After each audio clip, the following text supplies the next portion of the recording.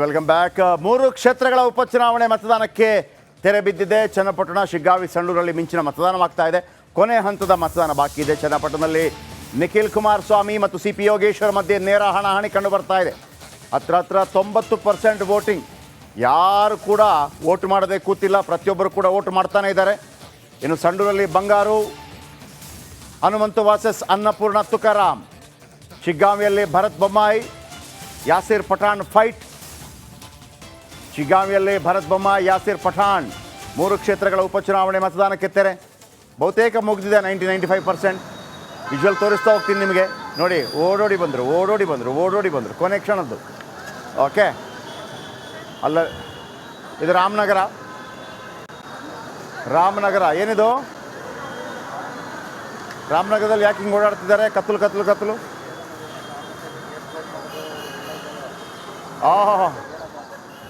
ಇದೇನು ಟೋಕನಾ? ಇಷ್ಟು ಬಹಿರಂಗವಾಗಿ ಏನಿದು? ಅಂದರೆ ಎಲೆಕ್ಷನ್.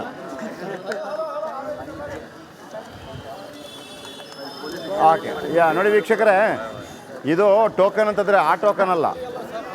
ಇದೇನಪ್ಪ ಅಂತಂದರೆ ಯಾರೆಲ್ಲ ಲೈನಲ್ಲಿ ನಿಂತಿದ್ದಾರೆ ಅವರಿಗೆ ಟೋಕನ್ ಹಂಚ್ತಾರೆ. ಇನ್ನು ಉಳಿದವರಿಗೆ ಅವಕಾಶ ಇಲ್ಲ, ಅಂದರೆ ಬೇಗ ಬರಬೇಕು ಅಂತ. ಈಗ ಟೋಕನ್ ಇದ್ದವರು ವೋಟ್ ಹಾಕೋ ತನಕ ಅದು ಬೇಕಿದ್ರೆ ರಾತ್ರಿ 12 ಗಂಟೆ ಆಗಲಿ ಅವಕಾಶ ಇರುತ್ತೆ. ನೋಡಿ, ಬಂದ್ ಮಾಡಿದ್ದಾರೆ. ಕೆಲವು ಕಡೆ ಹಿಂಗೆ ಬಂದ್ ಮಾಡ್ತಾರೆ, ಆಯ್ತು ಮುಗೀತು ಅಂತೇಳಿ, ಇನ್ನು ಬರೋಂಗಿಲ್ಲ ಅಂಥೇಳಿ. ಆಲ್ರೆಡಿ ಯಾರು ಬಂದಿರ್ತಾರೆ ವೀಕ್ಷಕರೇ, ಅವರು ಕಂಪ್ಲೀಟ್ ಆಗೋ ತನಕ ಅವಕಾಶ ಕೊಡುತ್ತೆ. ಹಾಗಾಗಿ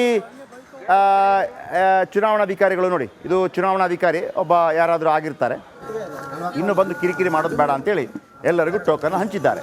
ಟೋಕನ್ ನೋಡಿ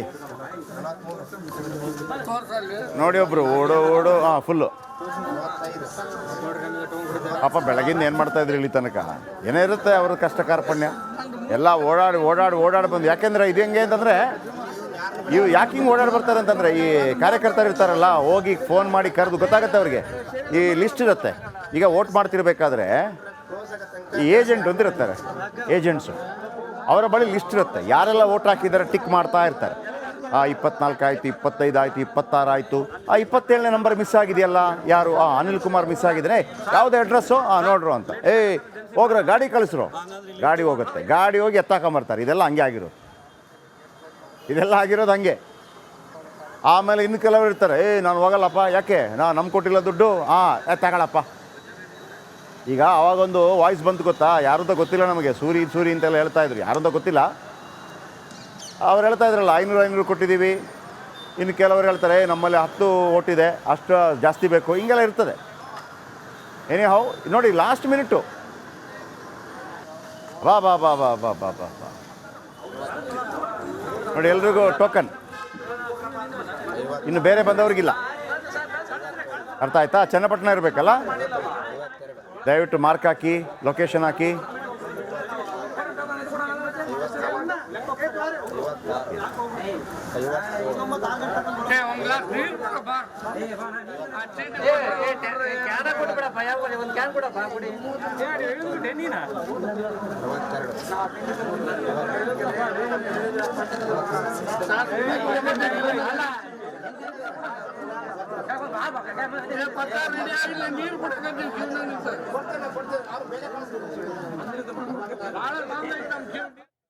ಓಕೆ, ಆನ್ ಸ್ಕ್ರೀನಲ್ಲಿ ನಮ್ಮೆಲ್ಲ ರಿಪೋರ್ಟರ್ ಇದ್ದಾರೆ. ನಾನು ಬೆಳಗಿಂದ ಹೇಳ್ತಾ ಇದ್ದೆ ನಿರಂತರವಾಗಿ.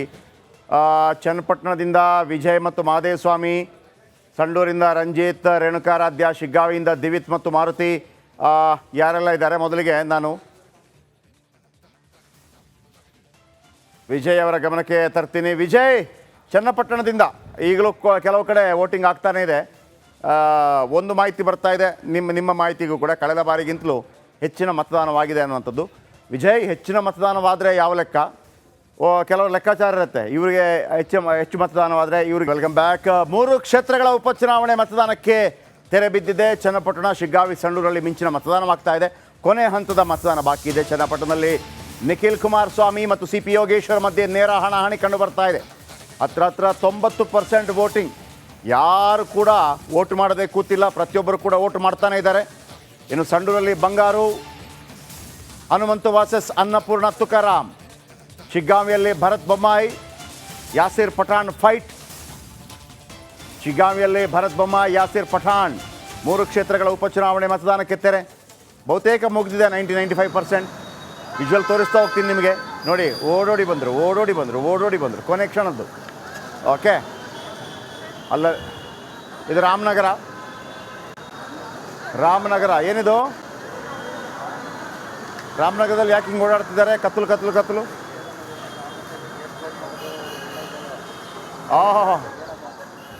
ಇದೇನು ಟೋಕನಾ ಇಷ್ಟು ಬಹಿರಂಗವಾಗಿ? ಏನಿದು ಅಂದರೆ ಎಲೆಕ್ಷನ್?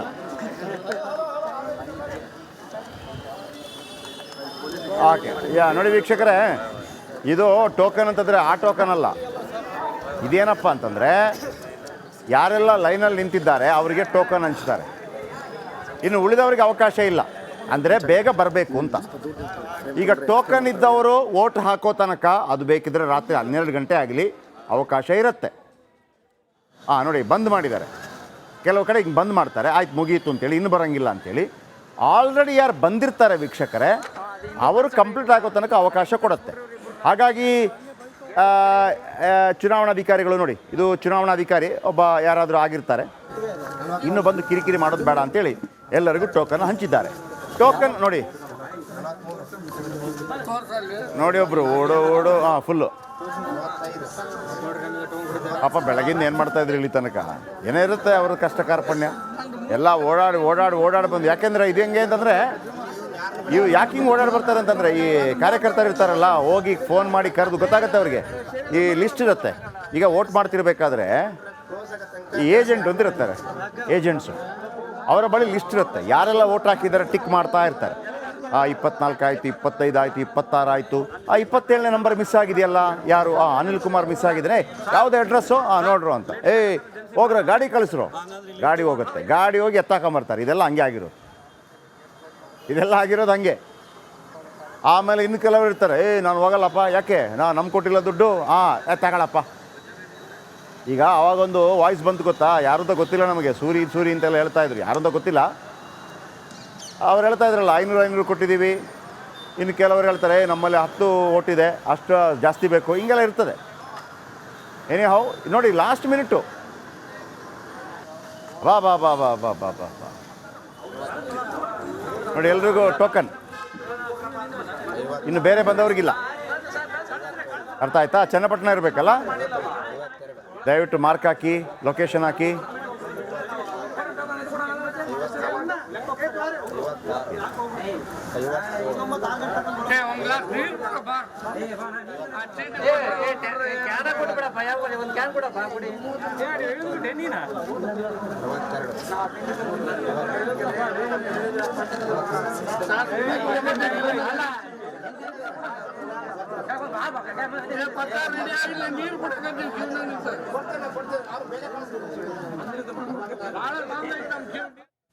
ಓಕೆ, ಆನ್ ಸ್ಕ್ರೀನಲ್ಲಿ ನಮ್ಮೆಲ್ಲ ರಿಪೋರ್ಟರ್ ಇದ್ದಾರೆ. ನಾನು ಬೆಳಗಿಂದ ಹೇಳ್ತಾ ಇದ್ದೆ ನಿರಂತರವಾಗಿ.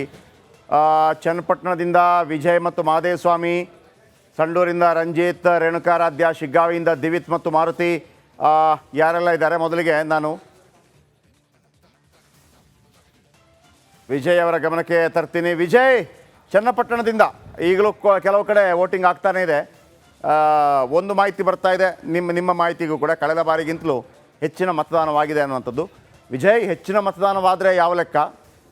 ಕೆಲವರು ಲೆಕ್ಕಾಚಾರ ಇರುತ್ತೆ, ಇವರಿಗೆ ಹೆಚ್ಚು ಮತದಾನವಾದರೆ ಇವ್ರು ಗೆಲ್ತಾರೆ, ಕಡಿಮೆ ಮತದಾನ ಇವ್ರು ಗೆಲ್ತಾರೆ. ನಾನು ಅದನ್ನು ಕಂಪ್ಲೀಟ್ ನಂಬಲ್ಲ, ಆದರೂ ಕೂಡ ಅದೊಂದು ಪ್ರಸ್ತುತತೆ ಇರೋ ಕಾರಣಕ್ಕಾಗಿ ನಿಮ್ಮನ್ನು ಕೇಳ್ತಾ ಇದ್ದೀನಿ.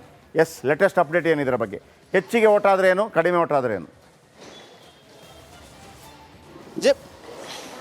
ಜಯಪ್ರಕಾಶ್, ಕಳೆದ ಜನರಲ್ ವಿಧಾನಸಭಾ ಚುನಾವಣೆಗಿಂತ ಈ ಬಾರಿ ಹೆಚ್ಚು ಮತದಾನ ಆಗಿರುವಂಥದ್ದು. ಈಗ 5 ಗಂಟೆಗೆ ಅಧಿಕೃತ ಮಾಹಿತಿ ಪ್ರಕಾರ 84%, ಅಂದರೆ ಇನ್ನೊಂದು 2-3% ಜಾಸ್ತಿ ಆಗ್ಬೋದು. ಇನ್ನೂ 1 ಅವರ್ ಟೈಮ್ ಇದ್ದ ಹಿನ್ನೆಲೆಯಲ್ಲಿ ಬಹುತೇಕವಾಗಿ 92-93% ಮತದಾನ ಆಗುವಂಥ ಸಾಧ್ಯತೆ ಇರುವಂಥದ್ದು. ಇದು ಎರಡೂ ರೀತಿಯಲ್ಲೂ ಕೂಡ ಚರ್ಚೆಗಳು, ವಿಮರ್ಶೆಗಳು ಆಗುವಂಥದ್ದು. ಹೆಚ್ಚು ಮತದಾನ ಆದರೆ ಅದು ಕಾಂಗ್ರೆಸ್ಗೆ ಏನಾದರೂ ಕೂಡ ಜಾಸ್ತಿ ಒಲವು ಸಾಧ್ಯ ಆಗುತ್ತಾ ಅನ್ನೋ ಒಂದು ಚರ್ಚೆಗಳು ಆರಂಭವಾಗಿರುವಂಥದ್ದು. ಇದರ ಮಧ್ಯೆ ಕೂಡ ಇದರ ಮಧ್ಯೆನೂ ಕೂಡ ಸಹಜವಾಗಿ ಜನರಲ್ ಎಲೆಕ್ಷನ್ಸಲ್ಲಿ ಹೆಚ್ಚು ಮತದಾನ ಆದರೆ ಆಂಟಿ ಇನ್ಕಂಬೆನ್ಸ್ ಹಿನ್ನೆಲೆಯಲ್ಲಿ ಒಂದಷ್ಟು ಹೆಚ್ಚು ಮತದಾನ ಆಗುವಂಥ ಸಾಧ್ಯತೆ ಇದೆ ಅನ್ನುವಂಥದ್ದು ಕೂಡ ಚರ್ಚೆ ವಿಮರ್ಶೆ ಇರುವಂಥದ್ದು. ಆದರೆ ಈಗ ಉಪಚುನಾವಣೆಯಲ್ಲಿ ಸಹಜವಾಗಿ ಜಯಪ್ರಕಾಶ್ ಉಪಚುನಾವಣೆಯಲ್ಲಿ ಬಹುತೇಕವಾಗಿ 85-90% ಮತದಾನ ಆಗುವಂಥದ್ದು ಕೂಡ ಇರುವಂಥದ್ದು. ಯಾಕಂದರೆ ಸಂಪೂರ್ಣವಾಗಿ ಅಭ್ಯರ್ಥಿಗಳು ಆ ಕಡೆ ಗಮನಿಸುವಂಥ ಹಿನ್ನೆಲೆಯಲ್ಲಿ ಇಡೀ ಸರ್ಕಾರವು ಕೂಡ ಅಲ್ಲಿ ನಿಂತ್ಕೊಂಡಿರುವಂಥ ಹಿನ್ನೆಲೆಯಲ್ಲಿ ಸಹಜವಾಗಿ ಹೆಚ್ಚು ಮತದಾನ ಆಗುವಂಥದ್ದು. ನನಗೆ ಎಕ್ಸಾಕ್ಟಾಗಿ 64ರ ಬೂತ್ನಲ್ಲಿದ್ದೇನೆ. ಇಲ್ಲಿ ಆ ಮತದಾನ ಸಂಪೂರ್ಣ ಕ್ಲೋಸ್ ಆಗಿರುವಂಥದ್ದು. ಈ ಮತಗಟ್ಟೆಯಲ್ಲಿ ಸುಮಾರು 95% ಮತದಾನ ಆಗಿರುವಂಥದ್ದು. ಈಗ ಬಂದೆ ನಿಮ್ಮ ಬಳಿಗೆ ಬರ್ತೀನಿ ಒಂದೆರಡೇ ನಿಮಿಷ. ದಿವಿತ್ ಫುಲ್ಲು ಶಿಗ್ಗಾಂವಿಯಲ್ಲಿ ದಿವಿತ್ ಅಣ್ಣ ಮಾರುತಿ ಇದ್ದಾರೆ. ದಿವಿತ್ ಏನು ಇನ್ನೂ ಲೈನ್ ಫುಲ್ ಬಾಕಿ ಇದೆ, ಯಾಕೆ ಏನು ನಿಮ್ಮ ಪ್ರಾಬ್ಲಮ್ಮು ಮುಗಿಸಿಲ್ವ ಇನ್ನೂ? ಈಗ ಕೇಳಿ ಅವ್ರಿಗೆ ಏನು ನಿಮ್ಮ ಪ್ರಾಬ್ಲಮ್ಮು, ಇಷ್ಟೊತ್ತಿಗೆ ಯಾಕೆ ಬಂದಿದ್ದೀರಿ ಅಂತೇಳಿ ಮಾತಾಡಿಸಿ. Over to you.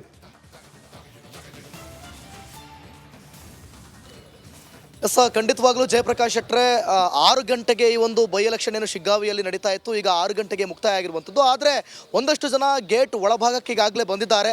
ಕೊನೆಯ ಹಂತದಲ್ಲಿ ಸರತಿ ಸಾಲಿನಲ್ಲಿ ಬಂದು ನಿಂತಿದ್ದಾರೆ ಮತವನ್ನು ತಮ್ಮ ಹಕ್ಕನ್ನು ಚಲಾಯಿಸೋದಕ್ಕೆ. ಆದರೆ ಒಳಗೆ ಬಂದಂಥ ಹಿನ್ನೆಲೆಯಲ್ಲಿ ಏಕಾಏಕಿ ಆ ರೀತಿಯಾಗಿ ಮತದಾನವನ್ನು ಮಾಡಿಸೋದಿಲ್ಲ. ಅದಕ್ಕೂ ಮುಂಚಿತವಾಗಿ ಒಂದಷ್ಟು ಟೋಕನಲ್ಲಿ ನಂಬರ್ ಬರೆದು ಅವರೆಲ್ಲರಿಗೂ ಕೂಡ ಟೋಕನನ್ನು ಕೊಟ್ಟಿರುವಂಥದ್ದು. ಆ ಟೋಕನನ್ನು ಕೂಡ ನೋಡಿ ತೋರಿಸ್ತಾ ಇದ್ದಾರೆ. ಪ್ರತಿಯೊಂದು ನಂಬರನ್ನು ಬರೆದು ಎಲ್ಲರೂ ಕೂಡ ಟೋಕನ್ ಹಿಡ್ಕೊಂಡು ಈ ಟೋಕನ್ ತಗೊಂಡು ಒಳಗಡೆ ಹೋಗುವಂಥ ಕೆಲಸ ಆಗುತ್ತೆ. ಅದಾದ ಬಳಿಕ ಅಲ್ಲಿ ಏನಾದರೂ ಅವರ ಹೆಸರು ಇದ್ದರೆ ಮಾತ್ರ, ಅವರ ಪಟ್ಟಿಯಲ್ಲಿ ಅವರ ಹೆಸರಿದ್ರೆ ಮಾತ್ರ ಅವ್ರನ್ನ ಮತ ಚಲಾಯಿಸುವಂಥ ಕೆಲಸವನ್ನು ಮಾಡಲಾಗುತ್ತೆ. ಯಾಕೆ ಸರ್, ಯಾಕೆ ಲೇಟಾಗಿ ಬಂದಿದ್ದು, ಏನಾಯಿತು? ಲೇಟ್ ಆಯ್ತು. ಕೆಲಸ ಮಾಡ್ತಿದ್ರಾ? ಯಾಕೆ ಲೇಟಾ? ಟೈಮಿಗೆ ಬಂದ್ರಿ, 4:15ಗೆ ಬಂದೆ ನಾವು. 4:15ಗೆ ಬಂದಿದ್ವಿ, ಅಲ್ಲಿ ಸ್ವಲ್ಪ ಡಬಲ್ ಪಾಳ ಇದ್ದಿದ್ದು ಹಿಂದೆ ಹಾಕಿದ್ರು ಮತ್ತೆ ನಾವು 4:15ಗೆ ಬಂದಿದ್ರಿ. ಏನು ಸರ್, ಯಾಕೆ ಲೇಟ್ ಆಯಿತು? ಇವತ್ತು ಲೇಟ್ ಆಗಿರೋದು ಅಂತಂದ್ರೆ ಇವತ್ತು ಮತದಾನ ಭಾಳ ಆಗೈತೆ ರೀ. ಹೊಳ್ಳಿ ಲೇಡೀಸ್ ಕ್ಯೂನು ಹಂಗೆ ಐತಿ. ಹೊಳ್ಳಿ ಈ ಸಲ 75% ನಮ್ದು ವೋಟಿಂಗ್ ಜಾಸ್ತಿ ಆಗೈತಿ. ಅದಕ್ಕಾಗಿ ಮತಗಟ್ಟೆ ಯಾವಾಗಿದ್ರು ಇದು ಶ್ರೇಷ್ಠ ಇರೋದ ರೀ. ಇಲ್ಲೂ ಕೂಡ ಲೇಡೀಸ್ ಜಾಸ್ತಿ ಆಗೈತ್ರಿ ಅಂತೀರಿ? ಲೇಡೀಸ್ ಜಾಸ್ತಿ ಐತಿ. ಅದ್ರ ಜೊತೆಗೆ ಎಲ್ಲರೂ ಈ ವರ್ಷ ಎಲ್ಲರೂ ಬಂದಾರ್ರಿ ಮತದಾನ ಮಾಡಕ್ಕೆ. ತಪ್ಸಿಲ್ಲ, ಯಾರು ತಪ್ಸಿಲ್ಲ. ಆ ಕಾರಣಕ್ಕೆ ಜಾಸ್ತಿ ಆಗೈತಿ. ಬೈ ಎಲೆಕ್ಷನ್ ಆದ್ರೂ ಕೂಡ ಎಲ್ಲರೂ ಬಂದಾರ್ರಿ. ಹೆಂಗ್ರಿ? ಎಲ್ಲರೂ ಬಂದಾರಂದ್ರೆ ಒಬ್ರು ಗೆಲ್ಲಿಸ್ಬೇಕಂತಂದ ಬಂದಾರ್ರಿ. ಗೆಲ್ಲಿಸ್ಬೇಕು ಅಂತಾನೆ ಬಂದಿರ್ರಿ. ಗೆಲ್ಲಿಸ್ಬೇಕಂತಾನೆ ಬಂದಾರ್ರಿ. ಗೆಲ್ಲಿಸ್ಬೇಕಂತಾನೆ ಬಂದಾರ್ರಿ. ಆಯ್ತು ನೋಡಿ, ಸರತಿ ಸಾಲಿನಲ್ಲಿ ನಿಂತು ಎಲ್ಲರೂ ಕೂಡ ಟೋಕನ್ ಹಿಡಿದು ಈಗಾಗಲೇ ಮತದಾನವನ್ನ ಮಾಡೋದಕ್ಕೆ ಹೋಗ್ತಾ ಇರುವಂತದ್ದು. ಈಗಾಗಲೇ ಸುಮಾರು 5 ಗಂಟೆಯ ಹೊತ್ತಿಗೆ ಜಯಪ್ರಕಾಶ್ ಶೆಟ್ಟಿ ಅವರನ್ನು ಕೇಳಿ, ಅವ್ರು ಏನ್ ನೋಡಿ ಓಟ್ ಹಾಕ್ತಾರೆ ಕೇಳಿ. ಏನ್ ನೋಡಿ ಓಟ್ ಹಾಕ್ತಾರೆ ಕೇಳಿ ಅವ್ರಿಗೆ. ಬಿಗ್ ಲೈನ್ ಇದೆ. ಏನ್ ನೋಡಿ ಓಟ್ ಹಾಕ್ತಾರಂತವ್ರು ಅಂದ್ರೆ ಕ್ಯಾಂಡಿಡೇಟಾ, ಪಾರ್ಟಿನ, ಜಾತಿನ, ಅಭಿವೃದ್ಧಿ ಅಂದ್ರೆ ಏನಂತೆ ಅವ್ರ ಲೆಕ್ಕಾಚಾರದಲ್ಲಿ. ಆಮೇಲೆ ಕೆಲವರು ಹೇಳ್ತಾರಲ್ಲ, ರಾತ್ರಿ ಹೊತ್ತಲ್ಲಿ ದುಡ್ಡು ಕೊಡ್ತಾರೆ, ಬಿರಿಯಾನಿ ಕೊಡ್ತಾರೆ, ಹಿಂಗೆಲ್ಲ ನಡೆಯುತ್ತಾ ಅಂತ ಕೇಳಿ. ಜಸ್ಟ್ ಪಾಪ ಅವ್ರನ್ನ ಆರೋಪ ಮಾಡೋದಲ್ಲ. ಈಗ ಸರ್ ನೋಡ್ರಪ್ಪ, ಏನು ಗೊತ್ತಾ, ಈಗ ಮತದಾನ ಹಾಕಕ್ಕೆ ಬಂದಿರಿ ನೀವು. ಏನು ನೋಡಿ ಮತದಾನ ಹಾಕ್ತೀರಿ ಅಂತ? ದುಡ್ಡು ಕೊಡ್ತಾರೆ ಅಂತ ಮತದಾನ ಹಾಕ್ತಿರೋ ಅಥವಾ ಅಭಿವೃದ್ಧಿಗೋ? ಅಭಿವೃದ್ಧಿ ಆಗ್ಬೇಕ್ರಿ. ನಮ್ಮ ತಾಲೂಕು ಅಭಿವೃದ್ಧಿ ಆಗ್ಬೇಕು. ಹಂಗಾರೆ ಇನ್ನು ನಿಮ್ಮ ತಾಲೂಕು ಅಭಿವೃದ್ಧಿ ಆಗಿಲ್ಲ? ಅಭಿವೃದ್ಧಿ ಆಗತೈತ್ರಿ, ಇನ್ನೂ ಅಭಿವೃದ್ಧಿ ಆಗ್ಬೇಕು. ಮಾದರಿ ಆಗ್ಬೇಕು ಎಲ್ಲರಿಗೂ. ಎಲ್ರಿಗೂ ಮಾದರಿ ಆಗ್ಬೇಕು. ಆದ್ರೆ ನೀವ್ ಯಾಕೆ ಲೇಟ್ ಬಂದ್ರಿ? ನಾವು ಸ್ವಲ್ಪ ಕಾಲೇಜ್ಗೆ ಹೋಗಿದ್ವಿ, ಅದಕ್ಕೆ ಲೇಟ್ ಆಗಿ ಬಂದ್ವಿ. ಕಾಲೇಜಿಗೆ ಹೋಗಿದ್ರಿ, ಅದಕ್ಕೆ ಲೇಟ್ ಆಗಿ ಬಂದ್ರಿ. ಹೇಳಿ ಸರ್. ಮುಂದೆ ಸರ್, ಏನ್ ನೋಡಿ ಮತವನ್ನ ಚಲಾವಣೆ ಮಾಡ್ತಾ ಇರುವಂತದ್ದು? ಆಮೇಲೆ ರಾಜೀನಾಮೆ ಕೊಟ್ಟಿದ್ದು ಓಕೆನಾ ಅದು ಕೇಳಿ. ರಾಜೀನಾಮೆ ಕೊಟ್ಟಿದ್ದು ಕೂಡ ಓಕೆನಾ ಅಂತ ಕೇಳಿ. ಆಯ್ತಾ? ಹೆಂಗೆ ರಾಜೀನಾಮೆ ಕೊಟ್ಟು ಎರಡೆರಡು ಚುನಾವಣೆಗೆ ಅವಕಾಶ ಕೊಟ್ಟಿದ್ದು ಓಕೆನಾ ಅಂತ ಕೇಳಿ. ಬೊಮ್ಮಾಯಿ ಸಾಹೇಬರಿಂದ ಭಾಳ ಪ್ರಗತಿಪರ ಕೆಲಸಗಳು ಭಾಳ ಆಗ್ಯಾವ್ರಿ. ಕಾಲೇಜ್ ಆಗಿರ್ಬೋದು, ಸ್ಕೂಲ್ ಆಗಿರ್ಬೋದು, ದೊಡ್ಡ ಫ್ಯಾಕ್ಟ್ರಿಗಳಾಗಿರ್ಬೋದು, ಯುವಕರಿಗೆ ಉದ್ಯೋಗ ಆಗಿರ್ಬೋದು, ಒಂದು ರೋಡ್ ಆಗಿರ್ಬೋದು, ಬಸ್ ಸ್ಟ್ಯಾಂಡ್ ಆಗಿರ್ಬೋದು, ಡಿಪೋ ಆಗಿರ್ಬೋದು, ಆಮೇಲೆ ವಿಶ್ವವಿದ್ಯಾಲಯ ಆಗಿರ್ಬೋದು, ಡಿಗ್ರಿ ಕಾಲೇಜ್ ಆಗಿರ್ಬೋದು, ಪ್ರತಿಯೊಂದು ಕಾರ್ಯಕ್ರಮಗಳು ನಡೆದವ್ರಿ ಇಲ್ಲಿ. ಆ ಕಾರಣಕ್ಕೆ ಎಲ್ಲ ಜನ ಬಂದಾರೆ. ನೀವೇನು ನಿಂತಿರಲ್ಲ ಸ್ಕೂಲ್, ಇದು ಸುಮಾರು ವರ್ಷಗಳ ಹಿಂದೆ ಭಾಳ ಅಂದ್ರೆ ಭಾಳ ಹಾಳಾಗಿತ್ರಿ. ಈಗೆಲ್ಲ ನೋಡ್ತಕ್ಕಂಥ ಬಿಲ್ಡಿಂಗ್ಗಳು ನಮ್ಮ ಬೊಮ್ಮಾಯಿ ಸಾಹೇಬ್ರಿಂದನೇ ಆಗ್ಯಾವ್ರಿ. ಏನ್ರಿ ಲೇಡೀಸ್ ಯಾಕೆ ಈ ಸಲ ಜಾಸ್ತಿ ಬಂದ ವೋಟಿಂಗ್ ಮಾಡೋ ಅಂತಂದ್ರೆ ಇಲ್ಲಿ ಫ್ಯಾಕ್ಟ್ರಿ ಆಗಿರೋದ ಲೇಡೀಸ್ ಒಂದು ಪ್ಲಸ್ ಪಾಯಿಂಟ್ ರೀ. ಈಗ ಯಾಕಂತಂದ್ರೆ ಈಗ ಆಲ್ಮೋಸ್ಟ್ ಈಗ 5,000-6,000 ಲೇಡೀಸ್ಗಳು ಆ ಕಾರ್ಖಾನೆ ಒಳಗೆ ಕೆಲಸ ಮಾಡೋ ಅಂತಾರೆ ಈಗ. ಯಾವ ಕಾರ್ಖಾನೆ ರೀ? ಯಾರು ಮಾಡ್ಕೊಟ್ಟಿದ್ ಕಾರ್ಖಾನೆ ಅದು? ಅದು ಬಸವರಾಜ ಬೊಮ್ಮಾಯಿ ಅವ್ರು ಮಾಡಿರೋದ್ರಿ. ಆ ಕಾರ್ಖಾನೆ ಒಳಗೆ ಒಟ್ಟು ನೀವು ಹೇಳಿದಂಗ್ರೆ ಆ ವ್ಯಕ್ತಿನ ಗೆಲ್ಲಿಸ್ಬೇಕಂತ ಅದೇ ವ್ಯಕ್ತಿ ಹೇಳಿದೇನ್ರಿ ನೀವು? ಗೆಲ್ಲಿಸ್ಬೇಕಂತಾನೆ ಬಂದೇವ್ರಿ ನಾವು. ಅದಕ್ಕೆ ಲೇಟ್ ಆದ್ರೂ ಲೇಟೆಸ್ಟ್ ಆಗಿ ಬಂದಿರಿ. ಬಂದೇವ್ರಿ. ಇಷ್ಟ ಮಟ್ಟ ಯುವಕರ ಭವಿಷ್ಯ ರೀ. ಯುವಕರ ಭವಿಷ್ಯ. ಎಷ್ಟಪ್ಪ ಏಜು? 21. ಎಷ್ಟೇ ಓಟು? ಎಷ್ಟು ಓಟಿದ್ಯೋ? ಏನು 2ನೇ ಓಟು. ಆತು. ನೋಡಿ ಸರ್, ಬಹಳ ಪ್ರಮುಖವಾಗಿ ಸಾಕಷ್ಟು ಜನರು ಕೂಡ ಬಂದು ಕೊನೆ ಹಂತದಲ್ಲೂ ಕೂಡ ಟೋಕನ್ ಅನ್ನ ಪಡೆದುಕೊಂಡು ಸರತಿ ಸಾಲಿನಲ್ಲಿ ನಿಂತು ಮತದಾನವನ್ನು ಮಾಡ್ತಿದ್ದಾರೆ. Jayaprakash Shetre, thank you. ನನಗೆ ಈ ಲೈನನ್ನು ನೋಡಿದಾಗ ಏನನ್ನಿಸ್ತು ಅಂದರೆ, ಈ ಸಣ್ಣದಿದ್ದಾಗ ಈಗಲ್ಲ, ಆದರೆ ಈ 6 ಗಂಟೆ ಹೊತ್ತಿಗೆಲ್ಲ ಹಿಂಗೆ ಲೈನ್ ಇರೋದಿಲ್ಲ. ನನಗೆ ಭಾಳ ಆಶ್ಚರ್ಯ. ಆಮೇಲೆ ಬಸವರಾಜ ಬೊಮ್ಮಾಯಿ ಬಗ್ಗೆ ಒಳ್ಳೆ ಮಾತನ್ನು ಹೇಳ್ತಾ ಇದ್ದಾರೆ. ಓಕೆ, ಅವರವರ ಇಷ್ಟ. ನನಗೆ ಒಂದು ಇದ್ದದ್ದು ಈ 2, ನೀವು ದಯವಿಟ್ಟು ಕೇಳಬೇಕು ಕೆಲವರು ಯಾರಾದರೂ, ಆಯಿತಾ? ಈ ಎರಡೆರಡು ಎಲೆಕ್ಷನ್ ಓಕೆನಾ, ಒಂದೊಂದು ಎಲೆಕ್ಷನ್ ಆಗಿತ್ತಲ್ಲ ಯಾಕೆ ಅಂತ ಕೇಳಬೇಕು. ಈ ನಾವು ಸಣ್ಣದಿದ್ದಾಗ ಕೆಲವು ದೇವಸ್ಥಾನಗಳಲ್ಲಿ ಅನ್ನದಾನ ಕಾರ್ಯಕ್ರಮ ಎಲ್ಲ ಆಗ್ತಾ ಇತ್ತಲ್ಲ, ಸಂಜೆ ಅಂದರೆ ಆಗ ಈ ಆಹಾರಕ್ಕೆಲ್ಲ ಭಾಳ ತೊಂದರೆ, ಈಗ ಸಿಗುವಂಗೆ ತಿನ್ನೋಕ್ಕೆ ಮತ್ತೋಕೆ ಎಲ್ಲ ಇರ್ತಿರ್ಲಿಲ್ಲ. ಆ ಲೈನ್ ನೋಡಿದಾಗ ಕೊನೆಯ 6 ಗಂಟೆ ತನಕ ಊಟಕ್ಕೆ ಲೈನ್ ಇರುತ್ತೆ, ಆ ಥರ ಕಾಣಿಸ್ಬಿಡ್ತು. ಬಟ್ ಕೊನೆ ಕ್ಷಣಕ್ಕೂ ಬಂದಿದ್ದಾರೆ ಓಟ್ ಮಾಡೋದಕ್ಕೆ, ಓಡೋಡಿ ಬರ್ತಾ ಇದ್ದಾರೆ. ಎರಡೇ ಟೈಪ್ನದ್ದು ಇರುತ್ತೆ. ಕೆಲವರು ಓಟ್ ಮಾಡದೇ ಇದ್ದಿರ್ತಾರೆ, ಅವ್ರ ಮನೆಗೆ ಹೋಗಿ ಅವರನ್ನು ಅಡ್ಜಸ್ಟ್ ಮಾಡಿಸಿ ಕರ್ಕೊಂಬರೋದು ಕೂಡ ನಡೆಯುತ್ತೆ. ಎನಿ ಹೌ ವೋಟಿಂಗ್ ಹಾಕಬೇಕು. ಥ್ಯಾಂಕ್ ಯು ವೆರಿ ಮಚ್ ದಿವಿತ್, ಚೆನ್ನಾಗಿ ಅಲ್ಲಿ ಪ್ರಶ್ನೆ ಕೇಳಿದ್ರಿ. ಮುಂದೆ ರಂಜಿತ್ ಸಂಡೂರಿಂದ ಇದ್ದಾರೆ. ರಂಜಿತ್, ಸಂಡೂರ್ ಸಾಧಾರಣವಾಗಿ ಆ ಭಾಗ ಇದೆಯಲ್ಲ, ರಂಜಿತ್ ನನ್ನ ಧ್ವನಿ ಕೇಳಿಸ್ತಾ ಇದೆಯಾ? ಆ ಭಾಗ ಸಂಡೂರು ಭಾಗ ಇದೆಯಲ್ಲ, ಈ ಗಣಿ ಪ್ರದೇಶದ ಭಾಗ, ಅದು ಗಣಿ ಪ್ರದೇಶದ ಭಾಗ. ನೀವು ಬಿಸಿಲ ಟೈಮಲ್ಲಿ ಅಲ್ಲಿಗೆ ಹೋದರೆ 45 ಡಿಗ್ರಿ ಸೆಂಟಿಗ್ರೇಡ್ ಉಷ್ಣಾಂಶ ಈ ಮೂಗಿನ ಹೊಳ್ಳೆಯಿಂದ ಹೋಗಿ ಈ ಯಾವುದಕ್ಕೆ ಶ್ವಾಸಕೋಶಕ್ಕೆ ಹೋಗೋದೆಲ್ಲ ಗೊತ್ತಾಗುತ್ತೆ ನಮಗೆ, ಎಲ್ಲಿಂದ ಹೋಗ್ತಾ ಇದೆ, ಎಲ್ಲಿಂದ ಬರ್ತಾ ಇದೆ, ಎಲ್ಲಿಂದ ಹೋಗ್ತಾ ಇದೆ, ಎಲ್ಲಿಂದ ಬರ್ತಾ ಇದೆ ಅಂತೇಳಿ. ಬಹುಶಃ ಈಗ ಅಂಥ ಪರಿಸ್ಥಿತಿ ಇಲ್ಲ ಅಂತ ಅಂದುಕೊಂಡಿದ್ದೀನಿ, ಅಂದರೆ ವೆದರ್ ಚೇಂಜ್ ಆದ ಕಾರಣಕ್ಕಾಗಿ. ಏನು ಅನುಭವಗಳಾಯಿತು ನಿಮಗೆ ಅಲ್ಲಿ? ಏನು ತೋರಿಸೋಕೆ ರೆಡಿಯಾಗಿದ್ದೀರಿ? ಏನೋ ಬಾಗಿಲು ಮುಂದೆ ನಿಂತಿದ್ದೀರಿ, ಯಾಕೆ?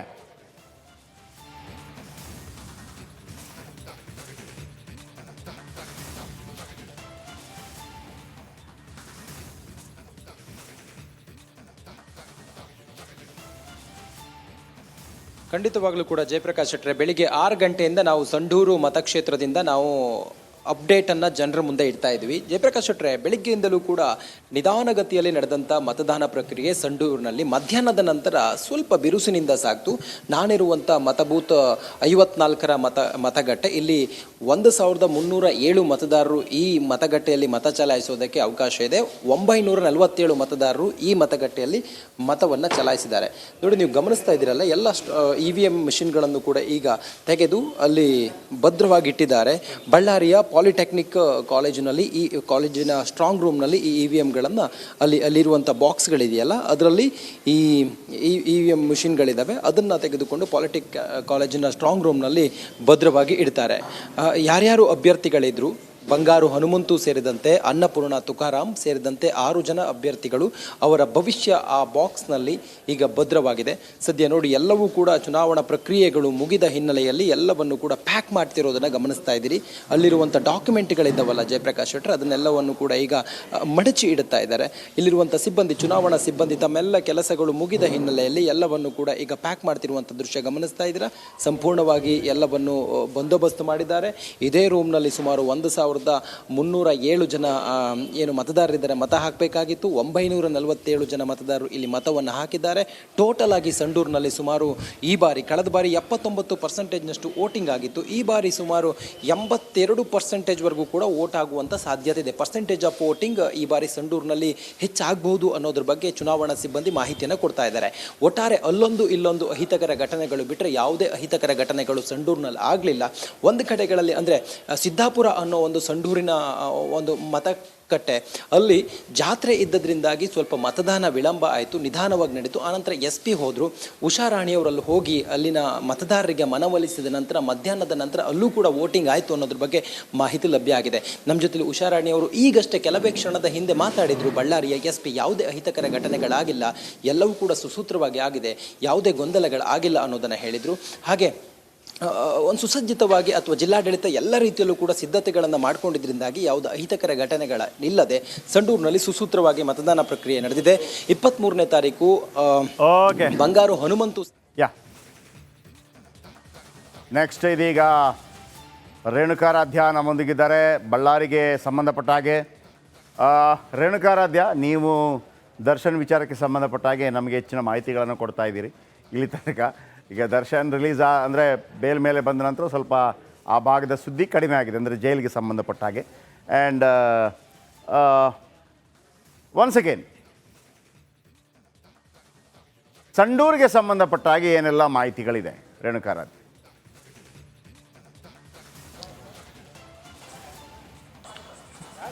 ಜಯಪ್ರಕಾಶ್, ಈ ಒಂದು ಉಪಚುನಾವಣೆಯನ್ನು ನಾವು ಉಪಚುನಾವಣೆ ಅಂತ ಕರೆಯೋದ್ರ ಬದಲಾಗಿ ಪ್ರತಿಷ್ಠೆಯ ಚುನಾವಣೆ ಅಂತ ಕರೆದ್ರೆ ತಪ್ಪಾಗಲಿಕ್ಕಿಲ್ಲ. ಯಾಕಂದರೆ ಇದರಿಂದ ಅಂದರೆ ಈ ಒಂದು ಚುನಾವಣೆಯನ್ನು ಗೆಲ್ಲೋದ್ರಿಂದ ಸರ್ಕಾರಕ್ಕೂ ಯಾವುದೇ ರೀತಿಯಾದ ತೊಂದರೆ ಇಲ್ಲ, ಅಥವಾ ಸರ್ಕಾರ ಬೀಳೋದಿಲ್ವಾ, ಅಥವಾ ಸರ್ಕಾರ ಒಂದು ರೀತಿಯಾಗಿ BJPಗೂ ಕೂಡ ಅದು ಪ್ಲಸ್ ಆಗೋದಿಲ್ಲ. ಹೀಗಾಗಿ ಅವರು ಎರಡೂ ಪಕ್ಷದವರು ಈ ಒಂದು ಚುನಾವಣೆಯನ್ನು ಪ್ರತಿಷ್ಠೆಯಾಗಿ ತೆಗೆದುಕೊಂಡಿರ್ತಕ್ಕಂಥದ್ದು. ಮೊದಲಿಗೆ ಕಾಂಗ್ರೆಸ್ಸನ್ನು ನೋಡೋದಾದರೆ ಕಾಂಗ್ರೆಸ್ ಎರಡು ಕಾರಣಕ್ಕೆ ಈ ಒಂದು ಚುನಾವಣೆಯನ್ನು ಬಹು ಗಂಭೀರವಾಗಿ ಪರಿಗಣಿಸಿದೆ. ಮೊದಲನೇದಾಗಿ ಒಂದು ಪ್ರತಿಷ್ಠೆ ಆದರೆ, ಇನ್ನೊಂದು ಕಡೆಗೆ ಸಂಡೂರು ಭಾಗದಲ್ಲಿ ಇಲ್ಲಿಯವರೆಗೂ BJP ಒಂದೇ ಒಂದು ಬಾರಿಯೂ ಕೂಡ ಗೆಲುವನ್ನು ಸಾಧಿಸಿಲ್ಲ. ಹೀಗಾಗಿ ಈ ಒಂದು ಉಪಚುನಾವಣೆ ಮೂಲಕ BJP ಏನಾದರೂ ಗೆದ್ದರೆ ಮತ್ತೆ BJP ಇಲ್ಲಿ ಹೆಮ್ಮರವಾಗಿ ಬೆಳೆಯುತ್ತೆ. ಹೀಗಾಗಿ ಯಾವುದೇ ಕಾರಣಕ್ಕೂ BJPಯನ್ನು ಗೆಲ್ಲೋದಕ್ಕೆ ಬಿಡಬಾರ್ದು ಅನ್ನುವ ನಿಟ್ಟಿನಲ್ಲಿ ದೊಡ್ಡ ದೊಡ್ಡ ಘಟಾನುಘಟಿ ನಾಯಕರನ್ನ ಕರೆಸಿ ಪ್ರಚಾರ ಮಾಡಿ ಈ ಬಾರಿ ಗೆಲ್ಲೇಬೇಕು ಅಂತ ಕಾಂಗ್ರೆಸ್ ಪಣ ತೊಟ್ಟಿದೆ. ಒಂದು ಪ್ರತಿಷ್ಠೆಯ ಕಣವಾಗಿ, ಇನ್ನೊಂದು ಈ ಒಂದು ಕ್ಷೇತ್ರದಲ್ಲಿ BJPಯನ್ನು ಬೆಳೆಯೋಕ್ಕೆ ಬಿಡಬಾರ್ದು ಅನ್ನುವ ನಿಟ್ಟಿನಲ್ಲಿ ಚುನಾವಣೆಯನ್ನು ಕಾಂಗ್ರೆಸ್ ಮಾಡಿರ್ತಕ್ಕಂಥದ್ದು. ಇನ್ನೊಂದು ಕಡೆಗೆ BJPಯೂ ಅಷ್ಟೇ, ಈ ಭಾಗದಲ್ಲಿ ಇಲ್ಲಿಯವರೆಗೂ ನಾವು ಒಂದೇ ಒಂದು ಬಾರಿ ಗೆದ್ದಿಲ್ಲ, ಹೀಗಾಗಿ ಈ ಬಾರಿ ಆದರೂ ನಾವು ಗೆಲ್ಲೇಬೇಕು ಅನ್ನುವ ನಿಟ್ಟಿನಲ್ಲಿ ಒಂದು ಕಡೆಗೆ ಪ್ರತಿಷ್ಠೆ, ಇನ್ನೊಂದು ಕಡೆಗೆ ಅಂದ್ರೆ ಒಂದು ಈ ಬಾರಿ ಒಂದಷ್ಟು ರೇಣುಕಾರಾಧ್ಯ ಈ ಪ್ರಶ್ನೆ ಆಲ್ರೆಡಿ ನೀವು ಅಲ್ಲಿಯ ಸ್ಥಳೀಯರಾಗಿರೋ ಕಾರಣಕ್ಕಾಗಿ ಕೇಳ್ತಾ ಇದ್ದೀನಿ, ಬಾಕಿದವ್ರ ಹತ್ರ ಕೇಳೋಕ್ಕಾಗಲ್ಲ. ಮಹದೇವಸ್ವಾಮಿಗೂ ಕೇಳ್ತೀನಿ, ಯಾರ ಪರವಾದ ಅಲೆ ಇತ್ತು, ಯಾರು ಗೆಲ್ಲುವ ಸಾಧ್ಯತೆ ಅಧಿಕವಾಗಿದೆ ಅನ್ನೋದನ್ನು ನೀವು 10ರಲ್ಲಿ ತೋರಿಸಿದರೆ 10ರಲ್ಲಿ ಕಾಂಗ್ರೆಸ್ ಗೆಲ್ಲುವ ಅವಕಾಶ ಎಷ್ಟಿದೆ, 10ರಲ್ಲಿ BJP ಗೆಲ್ಲುವ ಅವಕಾಶ ಎಷ್ಟಿದೆ? Last question.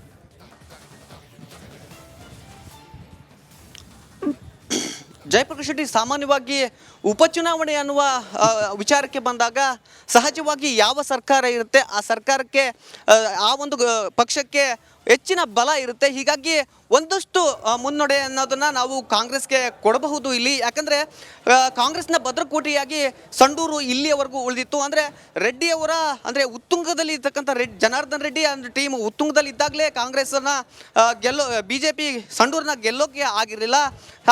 ಈಗ ಒಂದಷ್ಟು ರೆಡ್ಡಿ ಆ್ಯಂಡ್ ಟೀಮ್ನ ಒಂದಷ್ಟು ಫೇಮಸ್ ಆದ ಅವರ ಒಂದು ಶಕ್ತಿ ಕಡಿಮೆ ಆಗಿದ್ದಂಥ ಸಂದರ್ಭದಲ್ಲಿ ಈಗ ಗೆಲ್ತಾರ ಅನ್ನುವ ಒಂದು ಮಾತು ಕೇಳಿ ಬರ್ತಾ ಇರತಕ್ಕಂಥದ್ದು. ಅದರ ಜೊತೆಗೆ ಈ ಬಾರಿ ಫುಲ್ ಫ್ಲೆಡ್ಜ್ ಸರ್ಕಾರವೇ ಅಂದರೆ ಎಲ್ಲ ಸಚಿವರು CM ಸೇರಿದಂತೆ ಎಲ್ಲರೂ ಕೂಡ ಬಂದು ಪ್ರಚಾರವನ್ನು ಮಾಡಿದ್ದಾರೆ. ಈಗ ಅಭಿವೃದ್ಧಿ ಮಂತ್ರವನ್ನು ಕೂಡ ಜಪಿಸಿರ್ತಕ್ಕಂಥ ಹಿನ್ನೆಲೆಯಲ್ಲಿ ಮತ್ತೆ ಕಾಂಗ್ರೆಸ್ಗೆ ಮತದಾರ ಮಣೆ ಹಾಕುವ ಸಾಧ್ಯತೆ ಇದೆ ಅಂತ ಇಲ್ಲಿ ಕೆಲವರು ಹೇಳ್ತಾ ಇದ್ದಾರೆ. ಇನ್ನೊಂದು ಕಡೆಗೆ BJPಯವರು ಅಷ್ಟೇ ಸ್ಟ್ರಾಂಗ್.